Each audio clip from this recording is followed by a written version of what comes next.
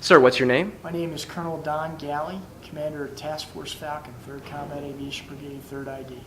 And what's the task force's mission? Our mission is to provide the full spectrum of aviation operations in Regional Command East, Afghanistan. And that includes training up Afghan forces? Yes, we do train Afghan forces here in Task Force Falcon. So yesterday we observed some air assault training with Afghan commandos, and that falls under your organization. Yes, we are training Afghan air crews as well as commandos on how to conduct air assault operations. So why is air assault training important for the Afghan military? If you look at the terrain here, specifically in RC East, the mountainous environment here, the air assault gives them speed, surprise, and mobility on the battlefield, so it brings them a great capability. But the air assault training is just one of several training pieces that you oversee. What are the others? We provide a medevac course to teach their medics how to be flight medics. We provide a crew chief academy to teach their crew chiefs on how to be a crew chief in the back of their Mi-17 helicopters, as well as conduct what we call cockpit coordination with the pilots who are also flying the aircraft. And you also have a joint terminal air controller course for... We also provide a joint terminal air controller course for their forward observers for Mi-24 attack helicopter operations. So why is all of that training collectively, why is that important for the Afghan military? Tremendously important because this is a war that needs to be fought by Afghans, and this gives their Afghan national security forces the confidence that they need to fight in this fight.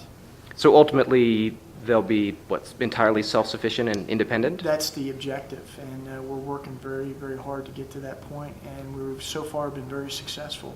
The courses that we're teaching, we teach them, but they run the course and they plan and execute the missions all by themselves. So in the time that you've been here, what signs have you seen that we're moving towards that kind of Afghan self-sufficiency? I see it in the spirit and the demeanor of the Afghan soldiers. First, their love of country, their professionalism, their dedication to actually get out there and do this is tremendous. It really is. It's something that you have to see firsthand. But they are really willing to get after this, and it's just inspiring to be a part of and see what they can do. What's the hardest part of this job? Of teaching the Afghans? I would say, first and foremost, the language barrier. There are cultural differences. I think this has been a tremendous environment for my soldiers because they learned a lot about Afghanistan. They've learned a great deal about the Afghan culture and the Afghan people through this process, but the language part of it is the toughest. When you look at the complexities of helicopter operations and the fact that we have to use translators in everything that we're doing, that makes it difficult. But the great thing about this is that the Afghan air crews, they know how to fly.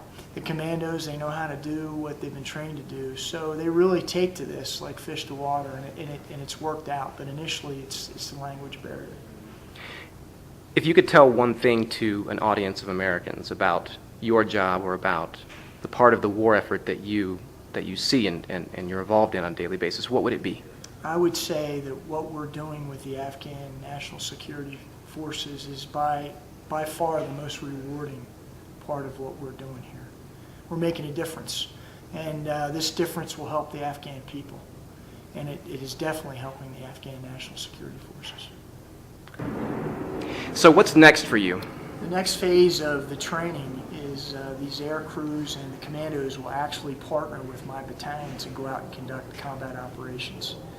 Initially, we'll plan the operations and they'll follow, but soon thereafter they will plan and we will follow them. So essentially they'll be in charge of our formations as well as their formations as we conduct combat operations. Now, is that going to require a leap of faith on the part of Americans who are used to leading, so they're switching roles in a sense? You know, I don't think so, and here's why. What we've learned out of this is that regardless of what country you come from, soldiers are soldiers, and we have found that out with the Afghans, that they're very similar to us in that regard.